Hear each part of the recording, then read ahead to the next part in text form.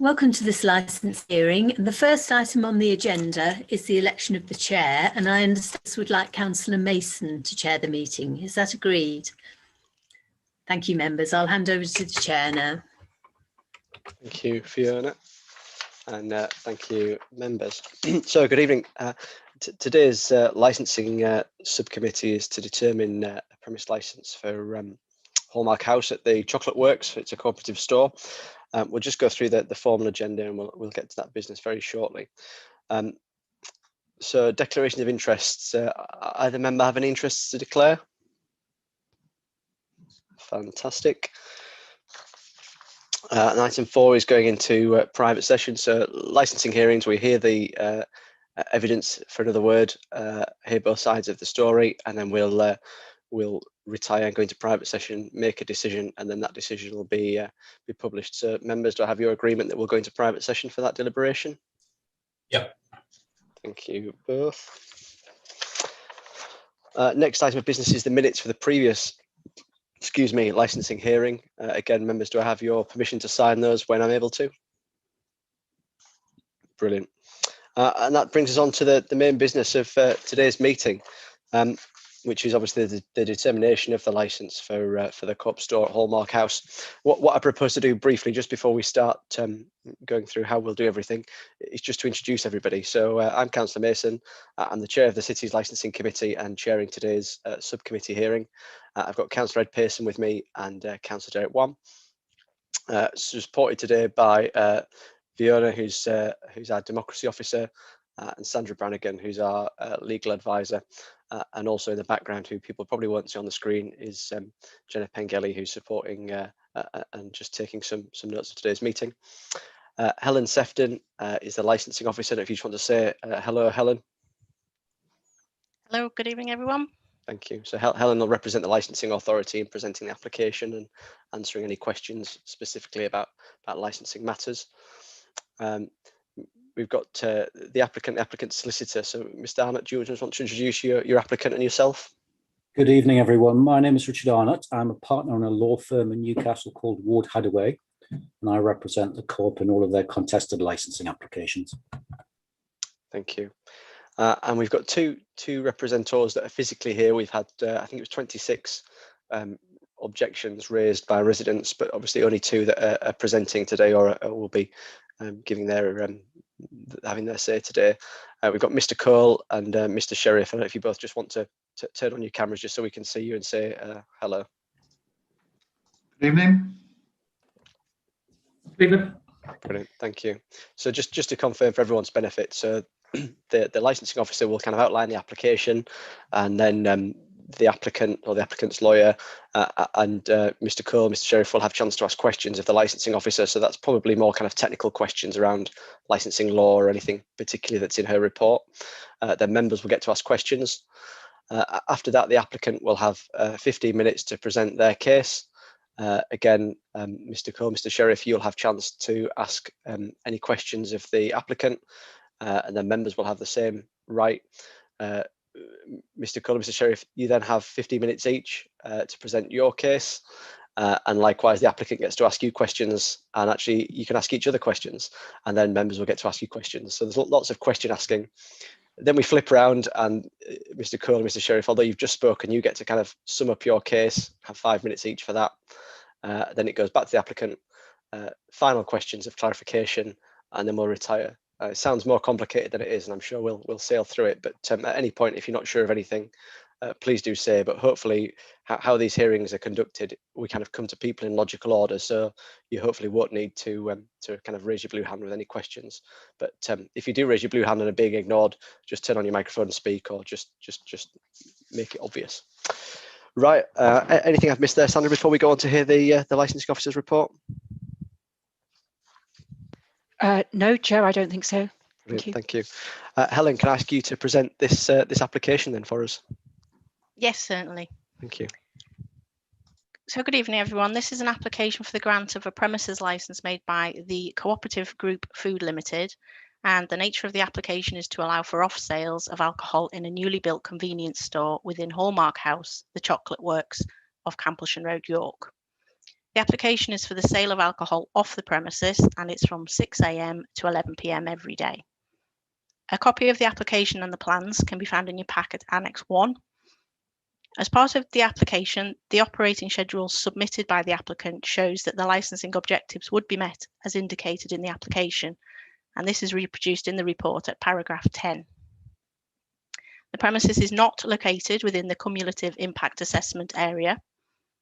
I can confirm that the consultation process for this application was carried out correctly. Representations were received from North Yorkshire Police. However, the applicant has negotiated with the police and agreed to add further conditions by way of amending the original operating schedule. These agreements can be found at Annex 2.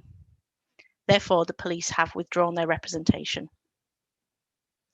Representations were received from 26 other persons who objected to the grant of this licence, stating that the objectives of the prevention of public nuisance, prevention of crime and disorder, and protection of children from harm will be compromised if this licence is granted.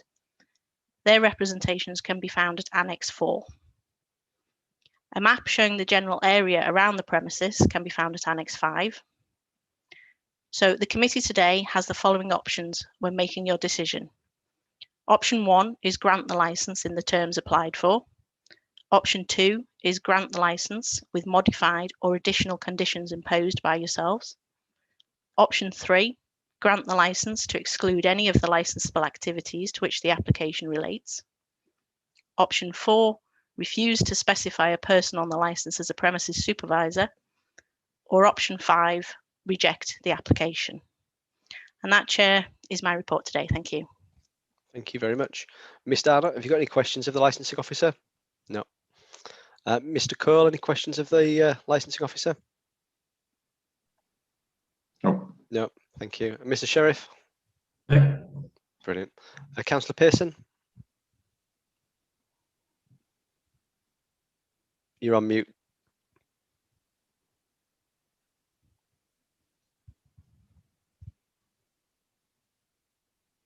We can't hear you, Ed.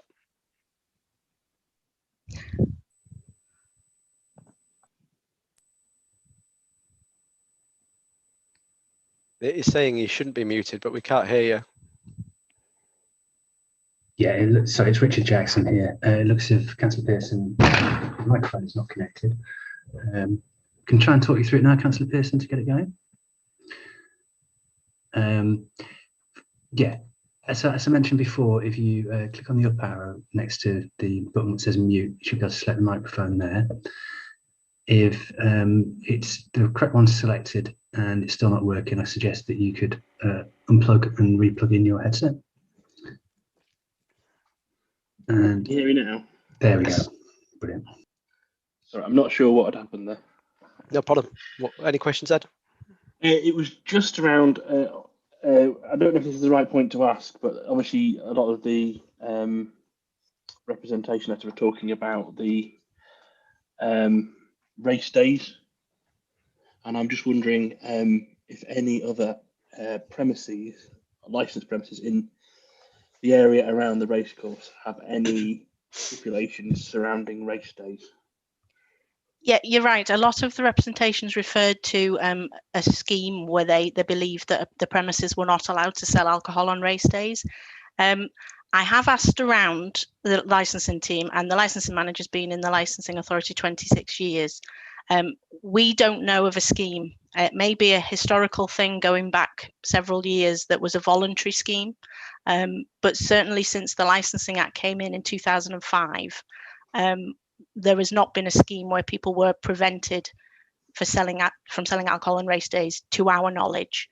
As I say, there may well have been some voluntary thing that was agreed with police, perhaps on race days, but the only thing I can equate it to, some of the premises in the town centre and the near the racecourse and the city centre have conditions about door staff on race days, but that's the only sort of race day condition I can think of, for want of a better word.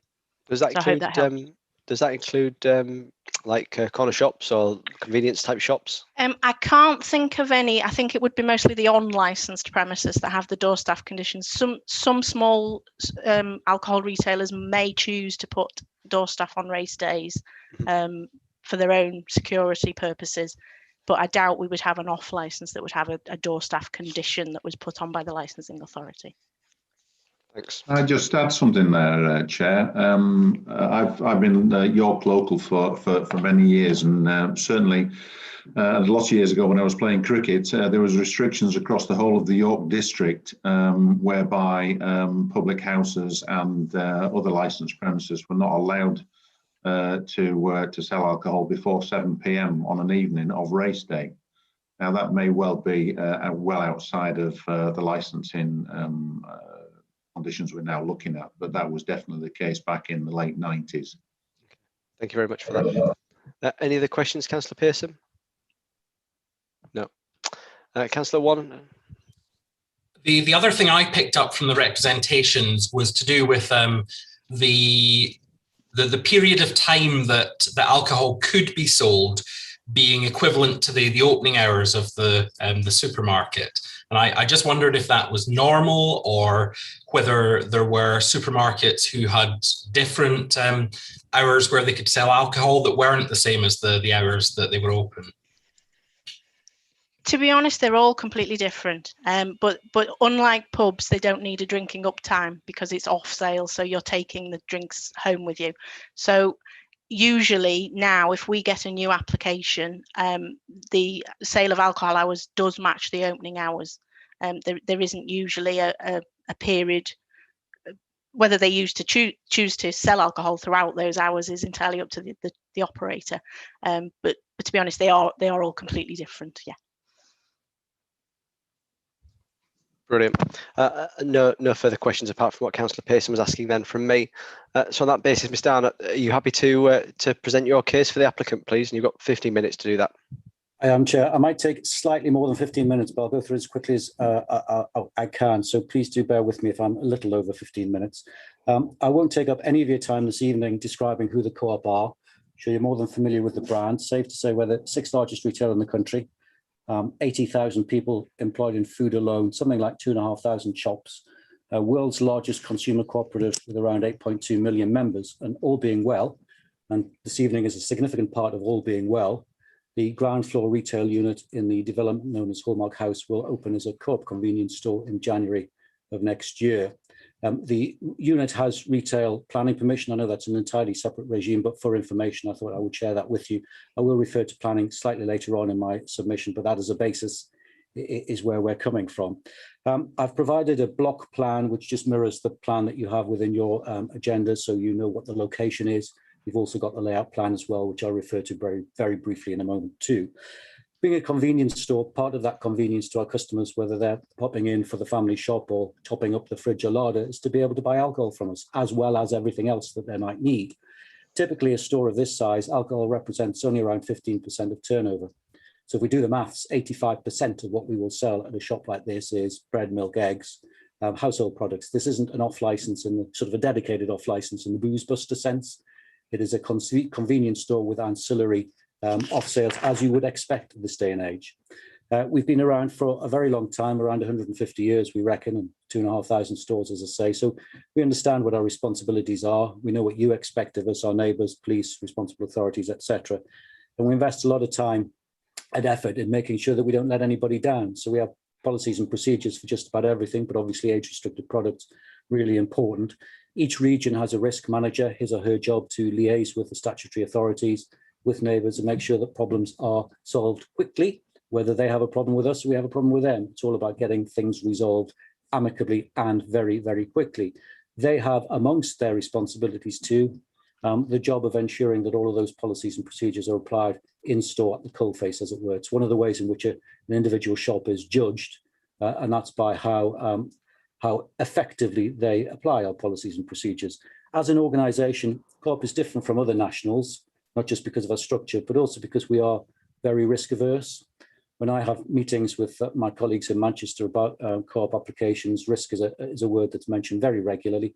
And obviously getting things wrong is a risk, not just to our neighbours, but also to the reputation of the business and the individual store. So getting it right is as much about self-defence as anything else.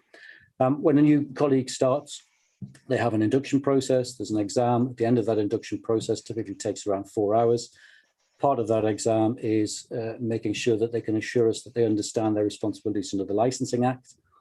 We also have a system, a term that we take from diving called the buddy system, whereby a new member of staff is given a sort of a new best friend within the business, somebody to keep an eye on them.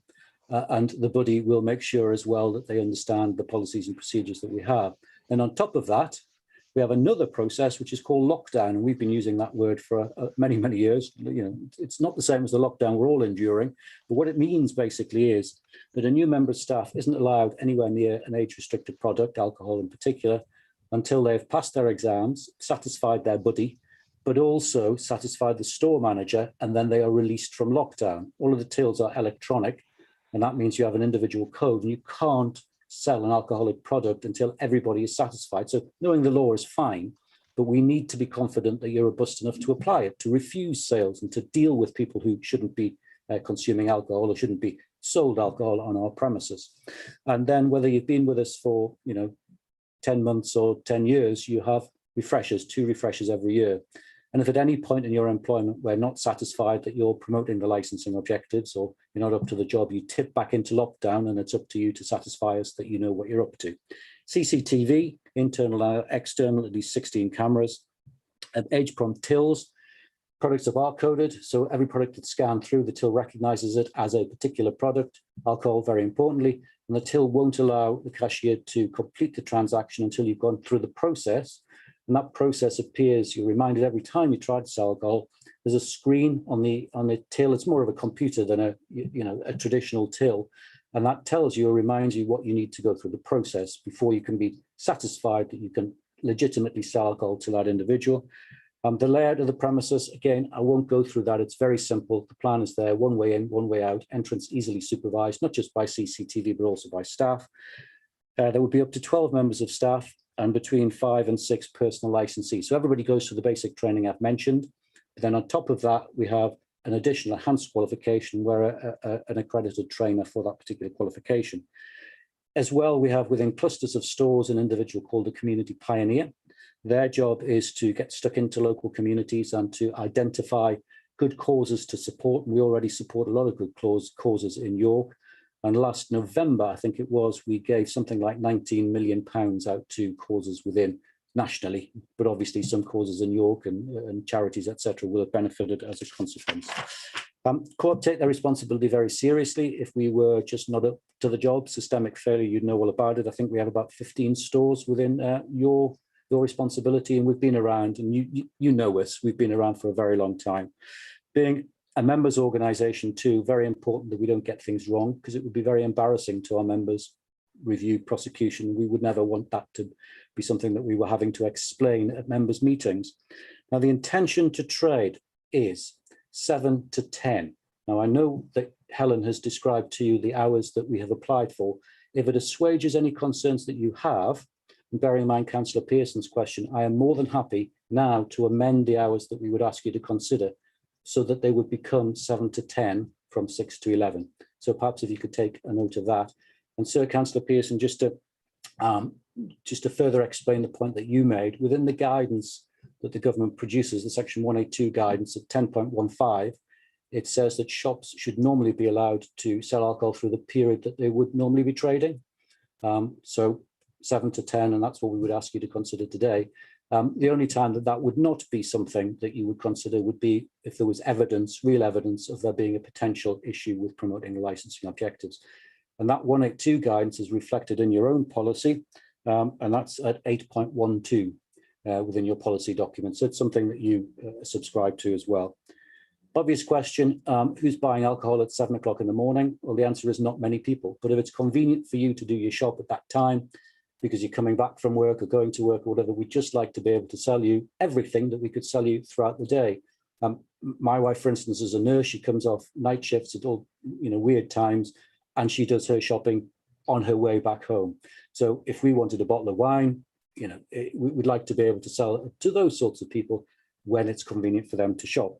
You've seen, I think, the robust conditions that we've applied with within the agenda, page 67. I won't go through them, but those conditions we apply with what we'll call our normal conditions in any event, but having discussed them further with the police, as we always do, we always pick up the phone and speak to the police. And we spoke to the police earlier, I think it was January, and those conditions were as a consequence of those negotiations. So as a consequence of that, the police are content. And obviously when it comes to crime and disorder, as you're aware, and the guidance tells us, the police are your principal source of information on crime and disorder, so they are content. No responsible authorities have objected, but as we know, we have a number of residents who have objected, and I'll deal with that in due course, if I may. But it's useful perhaps to just remind ourselves very briefly of the law. I tread carefully, you've got Sandra here, so I won't tread on her toes, but in this scenario that we're describing today, the onus is on objectors to prove to you, to convince you that there's evidence that we here would not be able to promote the licensing objectives. That's all it's about, them proving to you that we're not up to the job and that we would let everybody down in terms of those 4 licensing objectives. So things like parking, traffic, highways, etc., not relevant. It's all about the 4 licensing objectives. And it's an evidence-based process as well. 9.42 in the guidance. We've also got Her Honour Judge Thwaites Her Honour Judge Black in the Thwaites case, all about evidence. It is not as well, and this is another important thing I think that I sometimes need to repeat in hearings, it's not a referendum on whether we can have a license or a shop. It's really about whether there's evidence to say that we wouldn't be up to the job. Residents, and I spend a lot of time in hearings like this, and residents will often say, well, that's not fair because we can't predict the future. We don't know what's good. We don't have a crystal ball. And I entirely understand that argument, but that's what the framework of the law is. And if you want to look at it in terms of balance, balance is restored by there being a robust review and prosecution process. So if we were to get things wrong, then there are things that could be done about it, but I'm very confident that we would not get things wrong. Conscious of the time, can I just turn to some of the residents and their objections? I just want to pick up on the point that Councillor Pearson made as well about, sorry, I beg your pardon, Councillor Wan made about race days. Mention is made in several objections of this scheme. This scheme doesn't exist. I'm not sure whether it ever has existed, but I made inquiries myself of the licensing authority, and as has been confirmed to you, no known scheme. I also asked the police as well, no known scheme. I've looked at all of our licenses within City of York and also the ones nearby to the racecourse. We have no condition to that effect. I've also looked at all of the licenses for just about everybody else, no condition to that effect. So I think we can be satisfied that there is no scheme as described by the residents, I'm afraid. If there was a scheme, and if everybody else subscribed to it, we would look at it. But with all due respect, it would be grossly unfair, we would say, for us to be subject to a sort of 7 p.m. curfew when nobody else is. So I think that's quite an important point to make. I'm going to, at the very end of my submission, I'll just invite Josh to tell you what it is we do on race days, if that's a concern for you, but I'll leave that till the very end. If I can just go through some of the objections, there's a pro forma has obviously gone around, so I'm not going to repeat myself, but objection number 1, which is page 73 onwards in your bundle.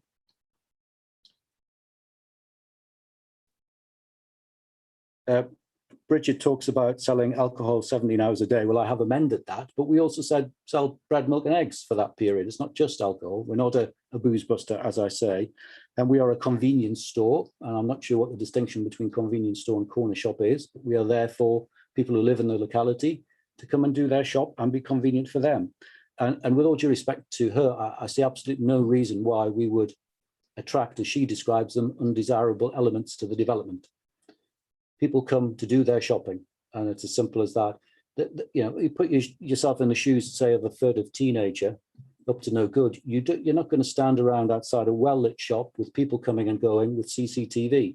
Those things don't happen. I mean, being flippant, furtive teenagers now can't be prized away from their smartphones anyway. But you know, those things just don't happen. People don't hang around because there is no reason for them to hang around outside shops like ours. She talks about several residents have had to call the police. Well, the police have not objected. Moving on, can I just go to objection number 2. Talks about race days. Again, I've made my point about there not being a policy within York that certainly that we can identify and that anybody else can identify. And Josh will just touch on as well, we're a member of CAP. So we do work with police and other authorities when is necessary, and if they ask us to do things, we do them. But what's interesting in that rep, and several of the reps repeat this, they have no objection in principle to the sale of alcohol at this location. So it's not that everybody is against us. Number 4 talks about no need for extended hours. Well, as you know, need is not a relevant consideration. And I mentioned planning at the beginning. I emphasised that planning is a separate consideration altogether. But I spoke to our planning consultant today. He tells me that they have agreed conditions with EHO. EHO are content with 7 to 11, and your planning officer is recommending approval. So we would anticipate that being signed off shortly. She talks as well about some of our other premises. Again, having looked at the licenses, all of our licenses within York allow us to trade to 11 o'clock. It may well be that some of them are choosing to shut at 10 o'clock during the pandemic, but a normal terminal hour would be 11 o'clock. That being said, 10 o'clock is what we're choosing to ask you to consider today. Some drawing breath. 9,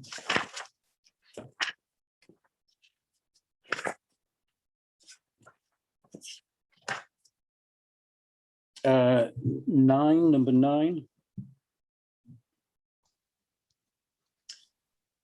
That Sarah worries about people gathering around the store. Again, I see absolutely no reason. There's nothing there for people to gather and congregate. There's no reason for them to do that.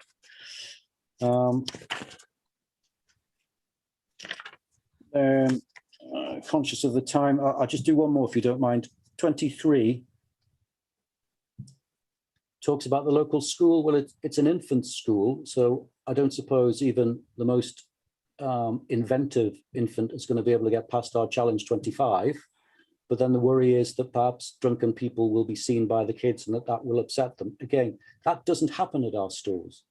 People don't go to our stores and get drunk and then stagger around and upset the locals. That just doesn't happen. And in any event, it would be illegal for us to sell alcohol to people who are already drunk. And we would not want to do that. We wouldn't want to fall foul of that particular provision within the Licensing Act. So I think I've probably taken up a wee bit more than 15 minutes, but if I may, if I could just invite Josh to tell you what we do on a race day. Just I understand that may well be a concern of yours. So Josh, could you just add anything, well, generally anything that I've missed out, but particularly what we do on race days? Evening, everybody. My name's Josh. I'm the area manager for the co-op in York. Thank you, Richard, for that. I think the only thing to add is just, we are a community retailer, and we're there to be part of the community. So we want to work with the community as much as possible. So we want the opportunity just to to be in the community, and obviously any issues that do arise, whether it's this or anything else that do arise, we'd be willing to work with everybody to support that and to come to a solution to do that. So the team on the ground will have the autonomy to make local decisions, so they'll be able to do that. On race day, obviously, so I've got a nearby store, Bishopthorpe, who obviously on race days overstaff the premises, so we can have the support there to manage anything that arises. If obviously with the store, if it was extremely busy on race days, we would look into security guards, because my most important thing is the safety of my colleagues and customers. So if anything does arise, we'd be willing to work with the local community, the police and York Racecourse itself to see what we can do to support that. So if something did happen, then that's what we'd be looking to do. But yeah, so we'd overstaff it, and obviously, as Richard says, we follow our policies and guidelines. So on that basis, and then also obviously we would do work with CAP. So so in other stores, we work with them. So and that's kind of things we do with that. We support local more independent retailers with training and our Challenge 25 policy and proxy sales and stuff like that. So we work with them and support them through our store manager teams, and also our risk officer and our head of risk and stuff like that. I work with all them, so we support all them. I think that's everything from me. Chair, members of the committee, that there ends our submission. Thank you both. Mr. Cole, you now have a chance to ask any questions that you might have. Mr. Arnott, have you got any questions? Yeah, I think Mr. Arnott, as I would expect, as with Josh, has been very lucid in explaining his stance on this, which is good. I'm impressed by the fact that the process and the training is all laid out. Again, excellent stuff. Community pioneer, I think, is an element which I'd be interested in pursuing. Also, I'm possibly contacting Josh, who I have tried to make contact with independently, just to see what else we can sort out between us. But I think you've pointed out almost all, if not all, of the objections as they are. And it's the length of the licensing hours, which seems peculiar, whereas most of all your stores are open 7 till 10. But you've agreed on that, which is great news. And the other thing really is the race day, the before 7 o'clock, which I think, as I said earlier, I have personal experience of that way back. It is some time ago, sadly now. But there was a blanket ban across York many years ago that said, Sorry to interrupt you, Mr. Cole, mid-flow, but this is your chance you'll get your chance in a moment to kind of put your case across. Okay. But this is just any specific questions you might have about anything you've heard the gentleman say. Nothing specific, just I say they've put the case very strongly. Good. Thank you. Mr. Sheriff, similarly for you, any questions that you've got of either of the applicant or their solicitor? I suppose the only question I've got is what training do you provide your staff to be able to challenge people buying alcohol from the store, to understand, to challenge them if they're inebriated or not, and make that judgment call as to whether they're allowed to sell to those individuals. That's my only question. Thank you. Mr. Sheriff, we did provide some training materials. I don't know whether they've been shared with you. Bearing in mind the limited time that I had, I didn't go through them, but perhaps if Josh can answer that question, I'm sure you'll be able to do it very succinctly.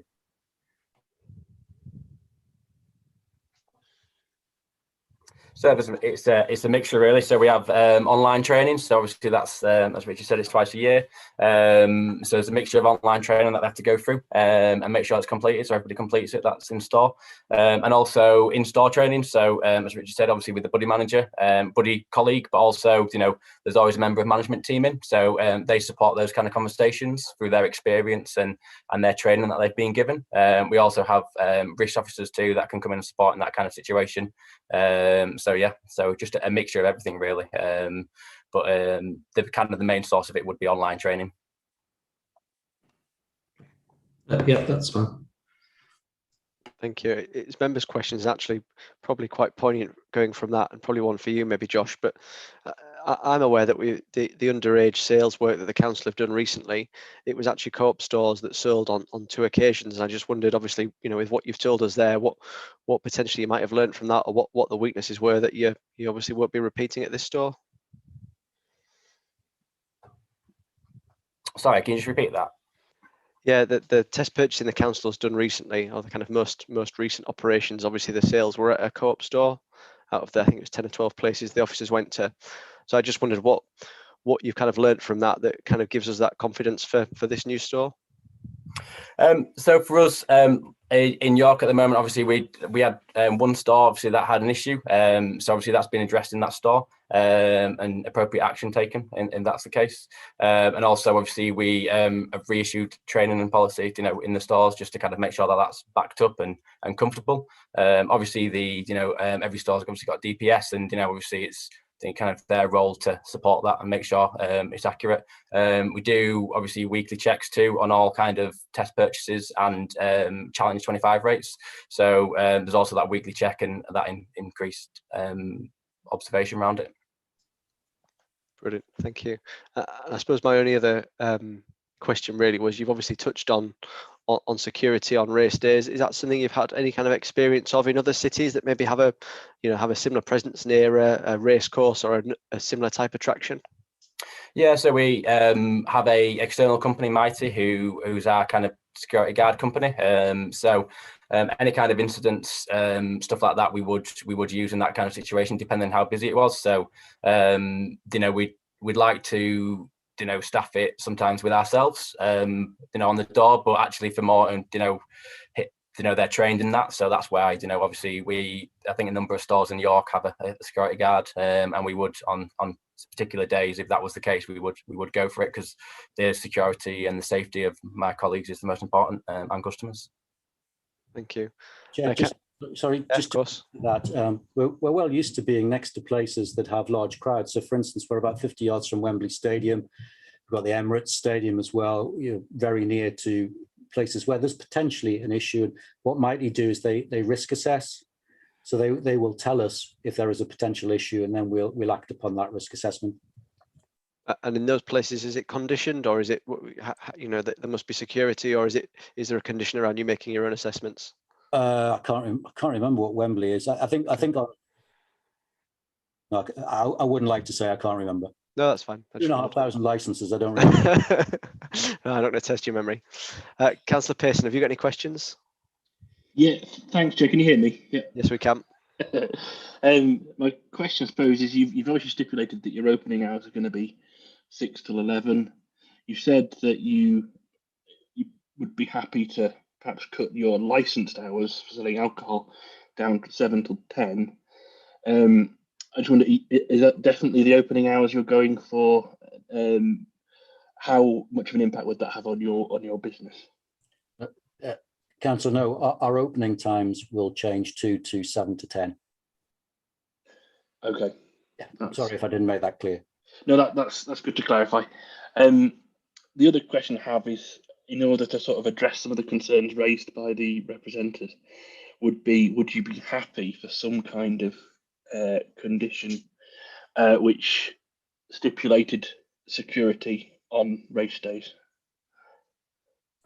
I think we would, well, with respect, I think we would find that a little unfair if nobody else within the footprint of the racecourse has that condition. We can be left, believe you me, to make that assessment ourselves, but to have a condition would, I think, be difficult to phrase as well. So we'd much prefer it if we didn't have a condition, but we will risk assess and act in accordance with the risk assessment. Okay. No further questions from me. Thanks, Chair. Thank you. Councillor Wong? No, I don't have any further questions. Brilliant, thank you. Right, Mr. Cole, this is your kind of chance now to, similarly you heard from the applicant, you've got 15 minutes and don't feel pressured to use it, but this is your chance basically to set out your objections. And if I understand right, you're almost the kind of coordinator of the residents to some respect. Would that be fair to say? And yes, you're speaking indeed. on behalf of a wider group of people? Yeah, I've recently joined the Chocolate Works Residents Association with this particular and another one, another topic in mind. So yeah, I say really just to reinforce what we're trying to do. It is a slightly unique development in such it is very much a mixture of owners and renters. And we're acutely aware that some of the renters will also be racegoers at the same time. But the racing community, sadly in York, have a fairly dreadful reputation as being slightly disorderly. And in fact, if you did a straw poll, you might find that a lot of the people didn't actually realise that there were horses on race day, because they spend almost the majority of the time in sort of the champagne tents, etc., which is probably where the majority of the concerns from the residents come from, because sadly, having lived locally for many years, we love the location. We love it for the very reason it's close to the racecourse, it's close to Bishopthorpe Road and all the facilities that has, but it does attract a certain unsavoury atmosphere when people have had too much alcohol. So, I could reiterate all the items that we've done. We are highly delighted, I have to say, to have the co-op on site, and that's something that we're all looking forward to. And I think the fact that it's convenient for all of us to buy a variety of topics from them is very good. However, it's the alcohol specifically that is the issue. And if that's only 15%, I think Mr. Arnott said, of the total sales over a year, it's still not inconsiderable, but it is an amount which, if we could reduce somewhat, certainly on race days, with the help of mighty security or worst case a risk assessment, that would go some way to giving the residents some comfort that there is a care in the community shared by the co-op and everyone else. So fundamentally, that's it. I mean, The police have agreed to the CCTV, the incident log, the challenge 25, and the panic button. I think they've also agreed to, which is all good, but potentially it's all retrospective, because by the time someone is committed an offence, it's already too late.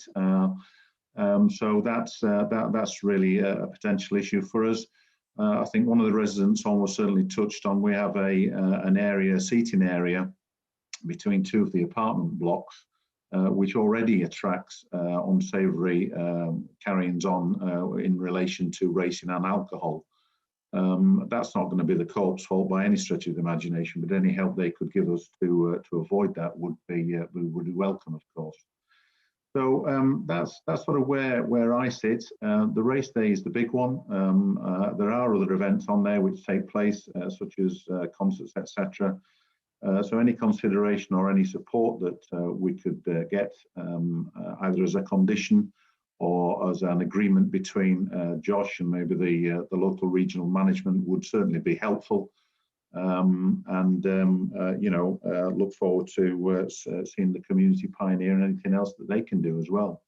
So we've structured the letter. You will not want to have gone past anyone's attention that the letter is probably very similar in a lot of instances, but it was done for that reason.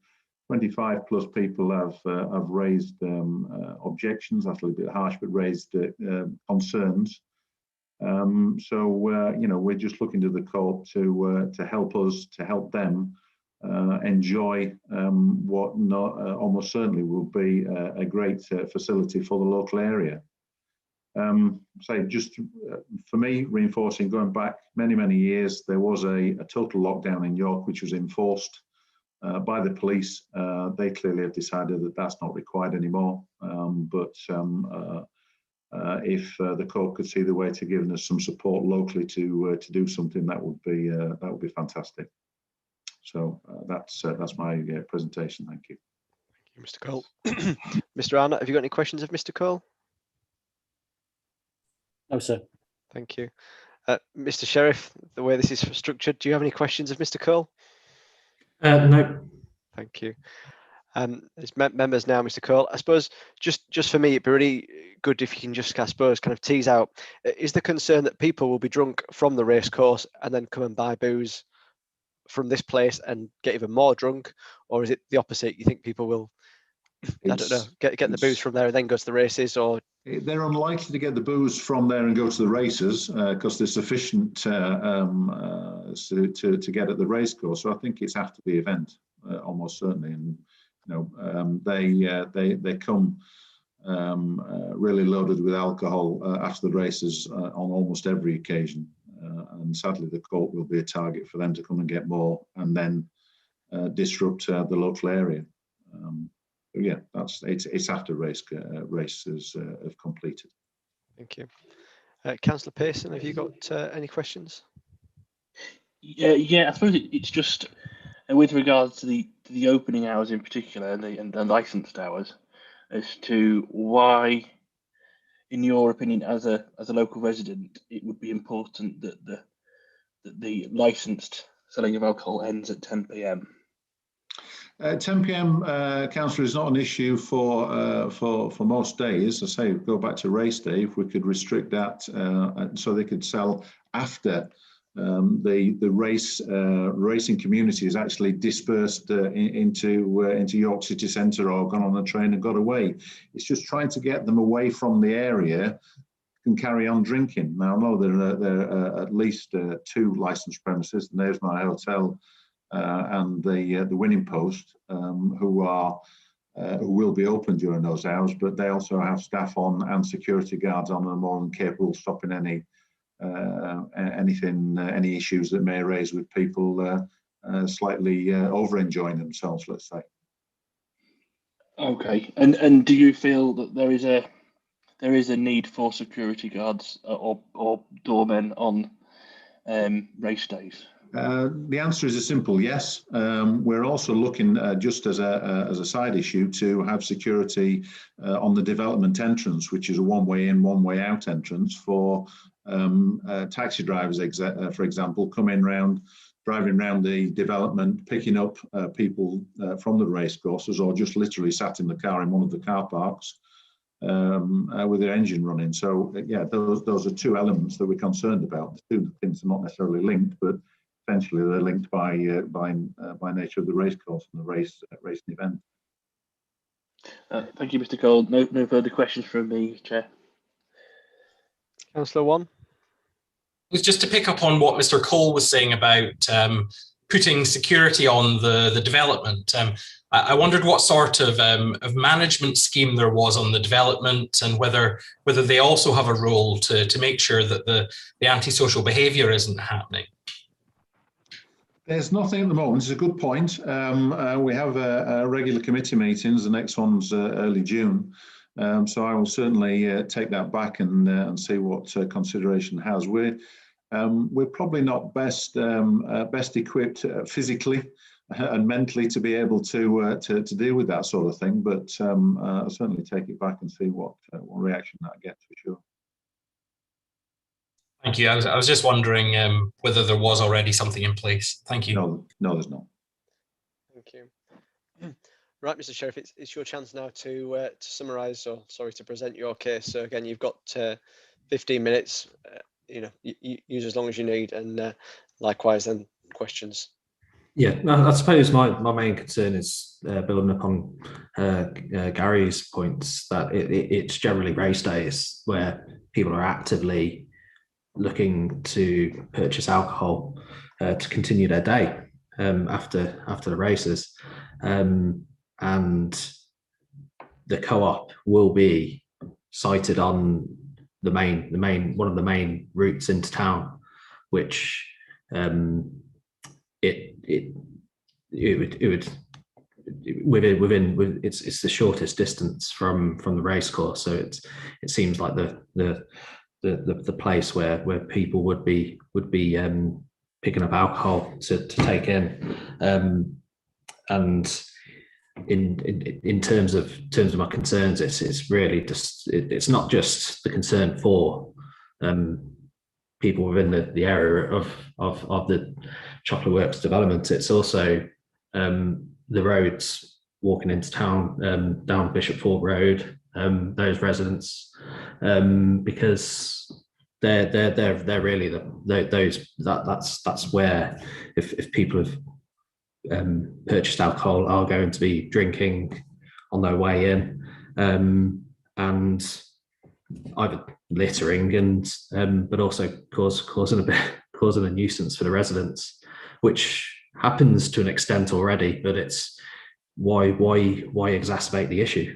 And in terms of picking up on the point in terms of how much alcohol contributes to the co-op sales, 15% of the year annual take. If you base that on a take of £1 million, 1 day of that would be 0.4%, which, if you do that across roughly the 16 days of York races, that works out to about £400 a day, which works up to about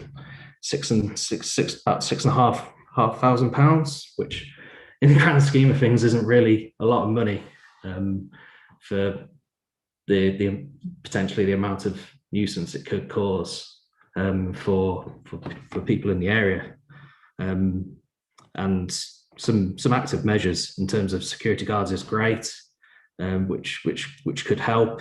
However, I've still got the concerns about how people who are inebriated from the race course are going to be challenged and refused alcohol, because in terms of the amount of people that I expect it would be quite a lot of people, and just managing that is quite a substantial task. And to be honest, it would also be a cost to the co-op to do that as well. But in the overall scheme of things, it's a good thing having that convenience store there, and I welcome the co-op there. it's just around the hours of the opening, in the concern of selling alcohol, really. But yeah, that sort of covers everything, in a not very succinct way. But don't worry, you're not a professional, and that's why we want to hear from you, because you're a real person with real views. Mr. Arnott, have you got any questions of Mr. Sheriff? No, sir, no questions. Brilliant. Like I said, Mr. Cole, you can also ask him any questions if you've got any. Thank you. Nothing from me. Councillor Pearson, anything from you? Yeah, I would just ask you the same question, Mr. Sheriff, about the opening hours. Obviously, changing the licensed hours down from 11 p.m. to 10 p.m. and likewise, in the morning as well.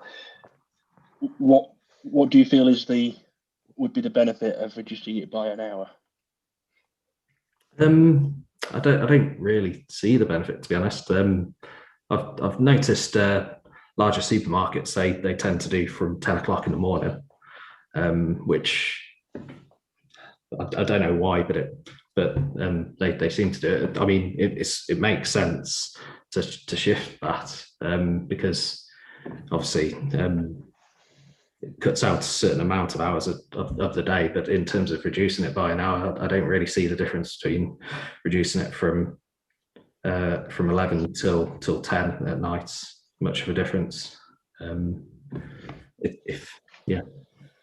No, that's fair enough. And in the same vein, how important and why would security be necessary on race days? I think it's necessary, partly for the welfare of the co-op staff, but also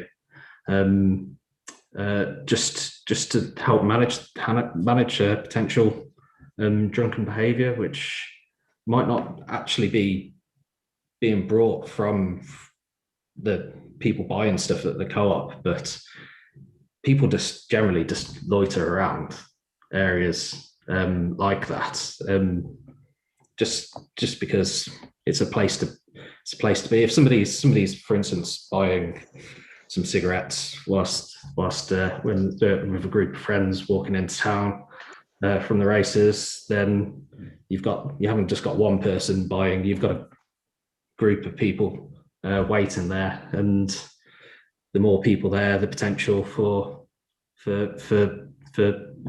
confrontation with other people, I don't know, and just causing a nuisance. So I think it would help having security there, just to manage people, because it's a very busy time will be a very busy time for the store compared to other days. Thank you, Mr. Sheriff. Yeah, no further questions from me, Chair. Thank you. Councillor One, any questions from you? No questions from me. Brilliant stuff. Right, so we now come to the summing up, and again, how this process works is we go back in the way we've just come. So, Mr. Sheriff, you're next. Have you got anything you'd like to kind of say again in summarising? Again, don't feel you have to. You've done a good job. All good. Thank you. Mr. Cole, anything from you in summary? Brilliant. Thank you. Mr. Arnott, for 5 minutes, if you'd like it to summarise, and you've obviously heard the main things that have been said today, so that might guide your summary. It all seems to be about race days. We're already within the footprint of the race course, and we already manage that well. Were it otherwise, the residents would know all about it, they'd be telling you about it, but also the police would be here telling you about it. The police aren't asking for a condition on race days that we have door staff, guards. We do, though, risk assess all of our stores. We risk assess the nearby store, and it's not been found necessary to have guards. So there's no reason why it would be necessary here either. We take extra measures, more staff. But if after a risk assessment we were told by Mighty that we need a guard, then fair enough, we would probably do that. As Josh, I think, made clear, it's not just about our responsibilities to our neighbours, but our staff. At the moment, our chairman is leading the charge amongst with retailers and talking to government about getting enhanced protection for retail staff, abuse, assaults, all that sort of stuff. That's something very high on his agenda. But please be assured that on a race day, we will take whatever steps are necessary. We're obviously doing it right anyway, because you'd be hearing about it otherwise. There'd be evidence. So I do commend the application to you. I hope we've explained it in greater detail. I know you mentioned sort of real people.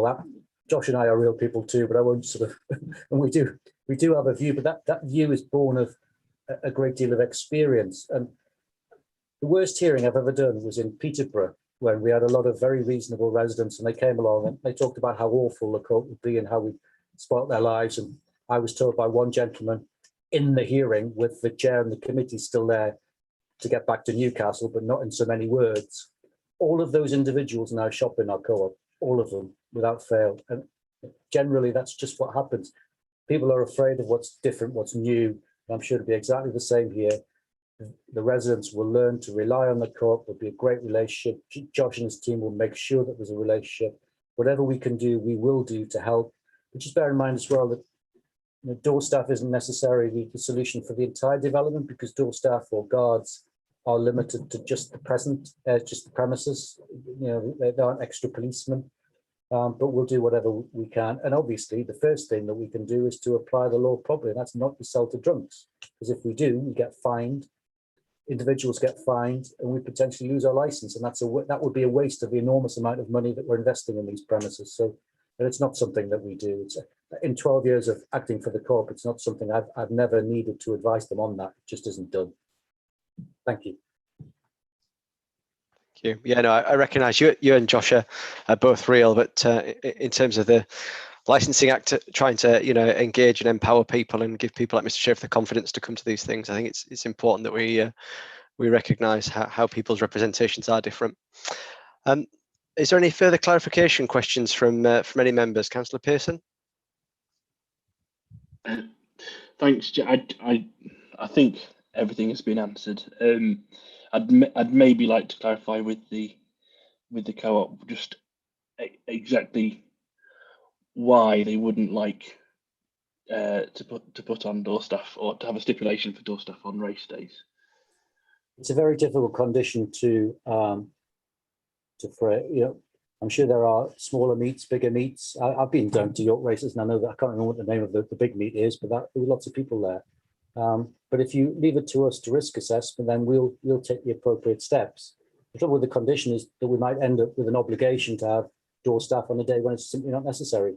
So if you leave it to us and trust us, and I don't think the co-op have ever done anything that would lead you as a city council to think that we can't be trusted, and we'll take what steps are necessary.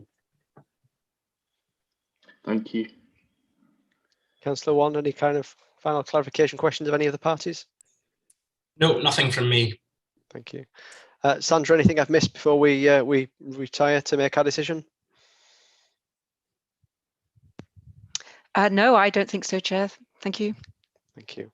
Brilliant. Well, thank you all for coming today. It's appreciated, especially given the time that we're meeting. But we've done pretty well to get it in under an hour. What happens usually is that you'd all be sent off for coffee. We'd make our decision. You'd come back and we'd tell you.